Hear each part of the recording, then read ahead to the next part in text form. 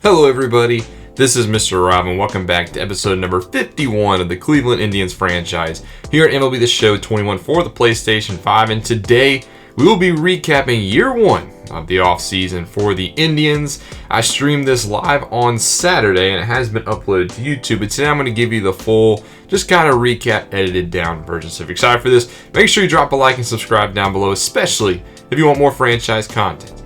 Now, obviously, the big thing going into the offseason was the name change first and foremost, and we are going to be the Cleveland Spiders for the 2022 season. I had a couple names in mind. I did think about the Guardians, like they're using in real life. I thought about just the Naps, because that's what they used to be called. And I thought about going different, maybe calling them the Foresters since it is the Forest City, but Cleveland Spiders just makes the most sense. So you can see the jerseys on the screen. We'll be using whites for home, and we'll be using the blues for the road. I didn't want to just do white gray the whole year, so I decided to give them the blue jerseys on the road. So hopefully you like the uniform, hope you like the rebranding, but we are going to be the Cleveland Spiders moving forward as we enter a new era for this team.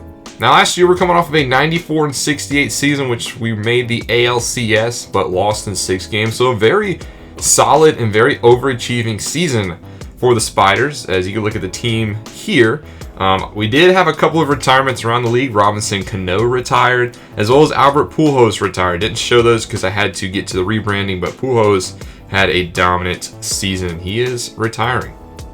Now, we did need a new hitting coach, so we're going to offer Roderick Milano a 3-year contract. That's the only thing we have in the coaching part.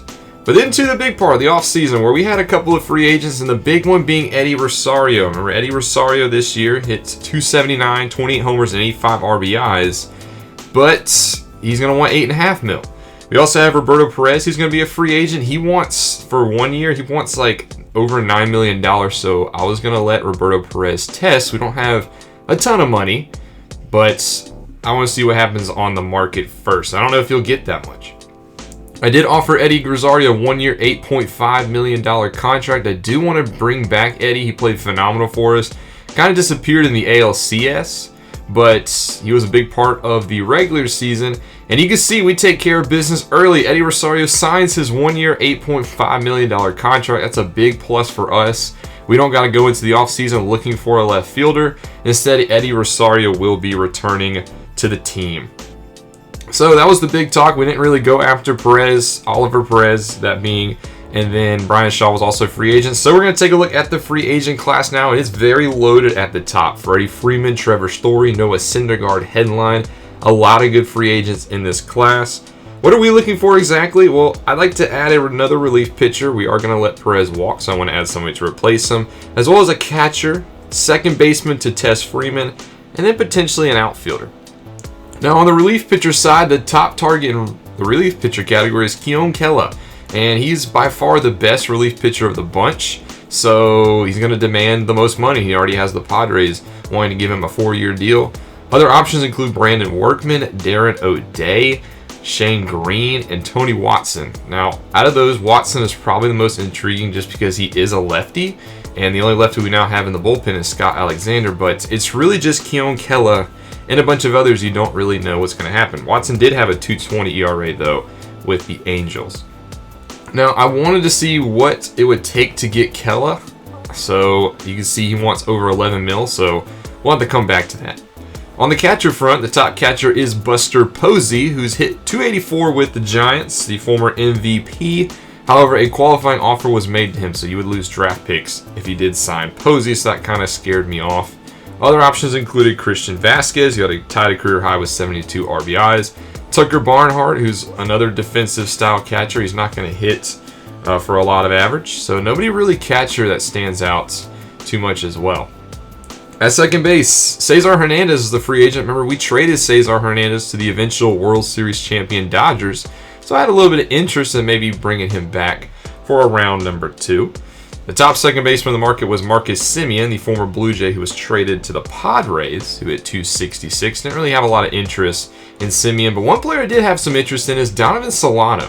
He hit 304 last year with the Giants, his third straight season of hitting above 300, and he's a very high contact player. And he's 34 years old, he's a veteran, And hopefully he can, just kind of mentor Freeman, kind of test Freeman, because Freeman's biggest weakness is his offense. So we're going to offer Solano a 1-year, $5 million contract. Now, to the outfield, I did like Jordan Luplow this year. However, I think he hit a lot better versus lefties. So I thought about potentially platooning Luplow, and to our advantage, this right field class has a lot of lefties at the top. Michael Conforto is the top right fielder. He's a lefty. Adam Eaton, who returned to Chicago for a season, he's a lefty. Cole Calhoun, the Arizona Diamondbacks left right fielder, is also a lefty. So a lot of 3 big lefties at the top, so I thought we'd take a shot at one, and I liked Adam Eaton the most. He played for Chicago last season. We saw him. He hit very good. So I'm going to offer him a 1-year, $3.2 million contract. Back to Keone Kela, I am going to offer him a deal just to kind of see what happens, and offer him 3 years, $40 million. So that puts us atop of the Padres. However, they do have an extra year offered to him. Now back to catcher Roberto Perez. I really do like his defense. Very elite. He threw out a lot of batters. So I am going to go with Roberto Perez. It's going to be a pricey 1-year deal if you want to bring back Perez, but I have no faith in Austin Hedges being the everyday catcher. So hopefully we can give Roberto Perez a 1-year deal. We do have Bo Naylor in the minor league system. Don't know if he'll be ready after 1 year, but at least we're going to need Perez for another. So we do offer him 1 year, $11 million. So here's a look at our offers. We have offered Perez, Kela, Solano, and Eaton. So we're going to simulate the first day, and we do get Roderick Milano. But the first big domino falls. Freddie Freeman signs a 6-year, $186 million contract with the Chicago White Sox. So that means the defending 2-time NL MVP is coming to our division. So that is going to be no fun to have to face Freddie Freeman, but that's a huge blow to the Braves and a huge plus for the White Sox. Back to Perez, I decided to up his contract a little bit now to 1 year, $12 million, because I do really want Perez as our catcher next year. The Angels have also entered the Keone Kela mix. As you can see, they're below us, but they are second. Cam Hill was claimed off waivers from the Orioles. I had to make some moves on the 40-man, so we've removed Hill, but he gets picked up. And the second big domino, Noah Syndergaard signs a 6-year, $175.8 million contract with the Giants. Wow, another big move out there in the NL West this time. A couple of re-signings around the league. Max Scherzer re-signs with the Nationals. Javier Baez re-signs with the Cubs. And Lance Lynn re-signs with the White Sox. Back to our players. Roberto Perez is now getting a 3-year, $33.6 million contract from the Nationals. So we're going to have to up our contract. We offer him $12.5. Now, I accidentally leave it on star roll. Hopefully that doesn't entice him too much, because I don't really plan on him being a star for our team. Back to around the league, Anthony Rizzo signs a 1-year, $9.8 million contract with the Rays, so he'll be heading to Tampa. And we do get Roberto Perez. He does sign the 1-year, $12.5 million contract. He will not be a star. Hopefully that doesn't affect him too much. But nice to have our starting catcher back for the upcoming season. One player we will not have is Keone Kela, because he signs the 4-year, $50.4 million contract. The Angels spurns our offer. And then Michael Conforto signs a 3-year, $13.5 million contract with the Cubs. So we need a backup plan for reliever now that Kela is off the board. And I do want to go with Tony Watson. He is a left-handed pitcher. He did pitch good for the Angels last year. And, get a little revenge against the Angels for stealing Kela from us. So we're going to offer him the 1-year, $4 million contract.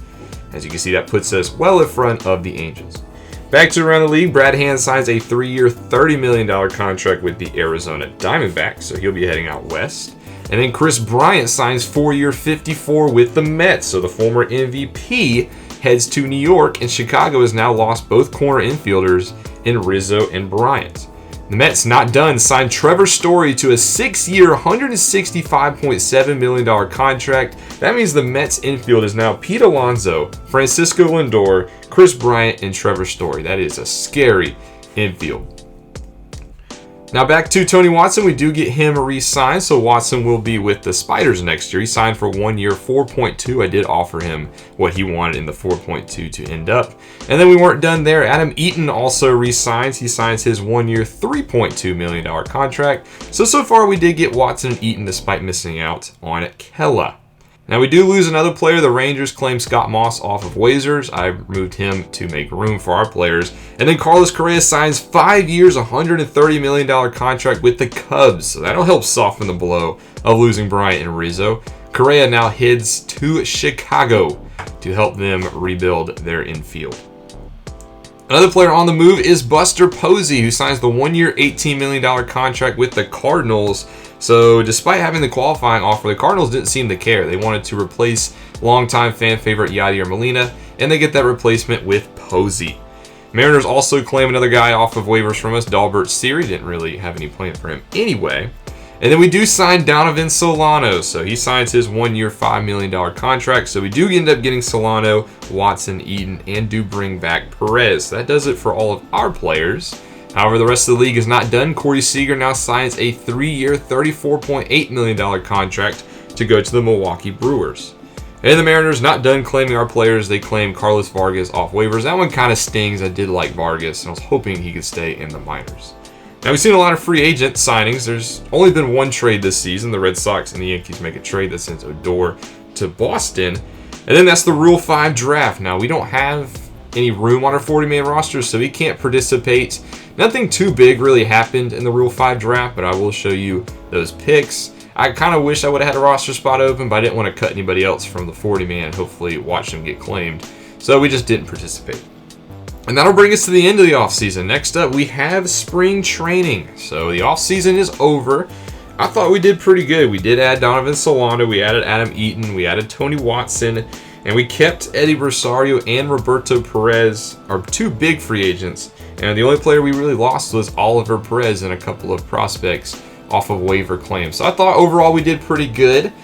So I think the Cleveland Spiders now, well, to make sure I don't mess up that one, the new Cleveland Spiders look pretty good going into the spring training. I will be bringing you guys a spring training episode on Thursday, where I'll kind of highlight the position battles, kind of show you who will make the team. But that'll be coming up. Let me know what you guys think. How do you think we did in the offseason? Do you like the Cleveland Spiders rebrand? And what do you think the biggest move around the league was? Now, I have mine. Freddie Freeman, who is going to be a hassle for us, was, in my opinion, the biggest move. But let me know what you guys thought. What were some other moves you liked? Let me know in the comment section below. But thank you guys so much for watching. Make sure you drop a like and subscribe down below, especially if you want more franchise content. This is Mr. Rob, and I'll see you in the next one.